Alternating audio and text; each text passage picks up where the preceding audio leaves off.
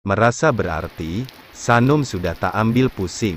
Sikap sinis Clara dan kawan-kawan tak terlalu ia pikirkan. Selama Zahran menyayanginya, apapun yang terjadi di luar urusan rumah tangganya, bukanlah masalah besar bagi Sanum.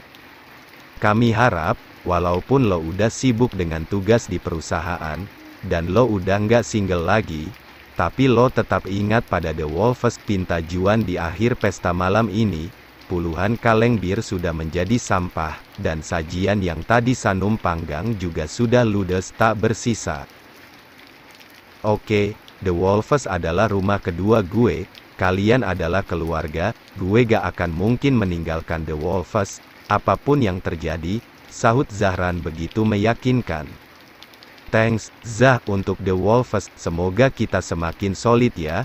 Juan mengangkat birnya sekali lagi dan yang lain mengikuti. Zahran tetap dengan kaleng sodanya dan Sanum hanya jadi penonton saja. Setelah pesta selesai, semua orang sudah kembali ke kamar masing-masing. Ini sudah hampir tengah malam. Mereka lelah dan mereka harus kembali ke Jakarta esok hari. 2. Sanum sudah mengganti pakaian dengan piyama kesayangannya. Dia langsung mandi dan rasanya nyaman sekali. Kemudian dia ingat kalau mama mertuanya berangkat ke Melbourne malam ini. Oh iya, Bang, kamu lupa yang gak nelpon Mama Irene, dia kan berangkat malam ini, ingatkan Sanum dengan panik lalu duduk di atas tempat tidur dengan Zahran yang sedang rebahan santai. Dia pergi sama pacarnya, udah ada yang jagain kok, sahut Zahran selalu sinis setiap kali membahas soal orang tuanya. Duh, aku kelupaan deh. Harusnya kamu nganterin setidaknya sampai ke bandara, atau setidaknya kamu nelpon dia. Sanum tampak resah. Udah deh nggak usah pikirkan hal itu, dia itu mama kamu. Bang, pas kemarin di kantor, dia begitu berharap kamu mau mengantar dia ke bandara. Mama yang egois. Lalu bagaimana dengan kamu? Memangnya kamu nggak egois juga? Zahran melirik pada Sanum. Tampaknya Zahran tak suka membahas soal orang tuanya. Jangan bahas soal itu. Oke, pinta Zahran. Terlepas dengan apa yang terjadi di antara orang tua kamu, mereka tetaplah orang tua. Harusnya kamu bersyukur karena memiliki mereka. Banyak waktu luang yang bisa kamu habiskan bersama mereka. Beberapa orang di luar sana bahkan ada yang nggak tahu sosok orang tua kandungnya sama sekali. Tiba-tiba Sanum bicara sangat serius. Sanum agak kesal dengan sikap acuh Zahran terhadap orang tuanya. Sementara Sanum sendiri, bahkan tak mengetahui rimba orang tua kandungnya. Kok kamu malah jadi bahas ini sih? Protes Zahran. Karena aku kesal sama sikap kamu, mulailah untuk menjalin. Balas selingkuh di antara orang tuanya adalah bahasan memuakan bagi dirinya. Sementara Sanum, dia benar-benar tak ada maksud untuk menyinggung.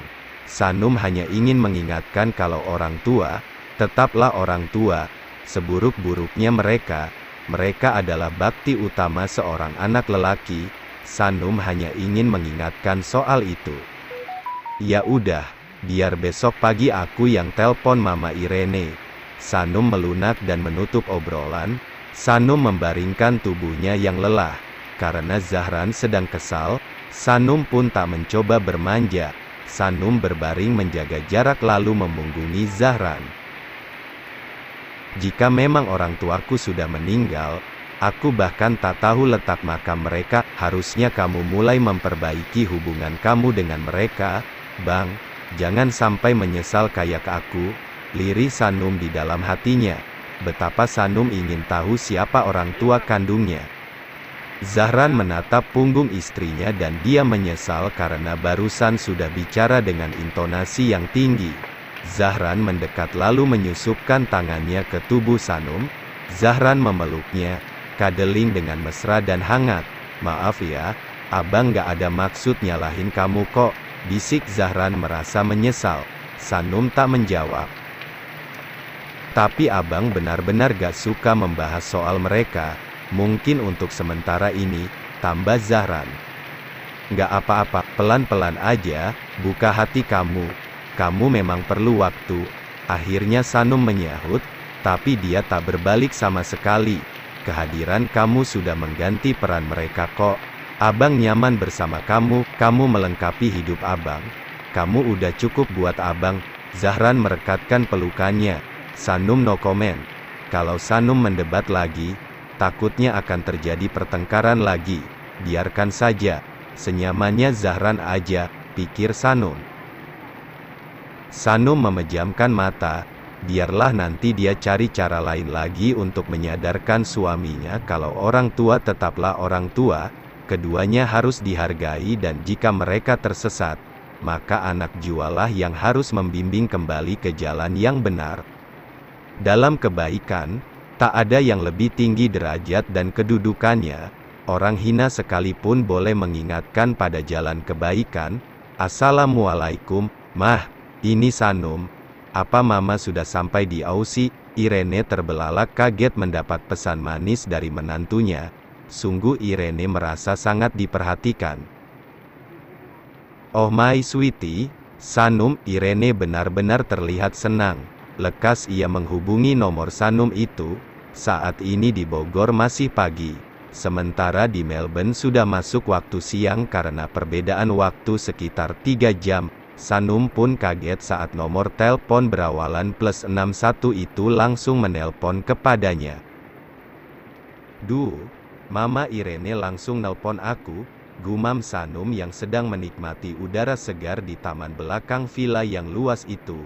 Di sana masih sepi, karena penghuni villa lainnya masih pada tidur. Sanum mengangkat panggilan itu. Halo, Assalamualaikum, Mah, sapa Sanum dengan lembut. Suaranya begitu menghangatkan Irene. Waalaikumsalam, Sanum. Terima kasih banyak ya. Kamu udah kirim pesan ke Mama 11, ucap Irene tak mampu menyembunyikan rasa senangnya. Oh, aku cuma mau memastikan aja apakah Mama sudah sampai dengan selamat. Syukurlah kalau sudah sampai, Mah. Mama landing tadi pagi, sekarang sudah di apartemen Mama. Mama senang banget ada yang ngirimi pesan kayak tadi. Mama ngerasa punya anak perempuan yang perhatian. Makasih banyak ya, Num. Irene begitu mengapresiasi perhatian kecil Sanum. Hehe, aku kan istrinya Bang Zahran. Aku udah jadi anak Mama juga, kan? Hehe, canda Sanum. Tentu saja, sayang, kamu adalah anak Mama juga, tegas Irene. Sanum senang sekali karena dia sudah mampu membeli hati Irene. Soal Ilham yang sudah terkontaminasi oleh Mona, biarlah nanti Sanum dekati pelan-pelan. Sehat-sehat di sana ya, Mah. Iya, Num, kalian juga ya. Sehat-sehat selalu. Mama titip Zahran sama kamu. Mama sangat percaya kalau kamu akan membawanya ke jalan yang lebih terang lagi. Itu pasti. Mah, kami akan saling menjaga satu sama lain. Senengnya. Pantas aja Zahran larut bersama kamu. Num, kamu memang orang yang sangat menyenangkan, sanjung Irene.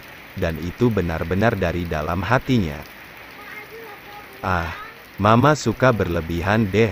Zahran muncul dengan seekor kuda gagah dari dalam istal dan melihat Sanum sedang asyik berbincang sambil senyum-senyum via telepon.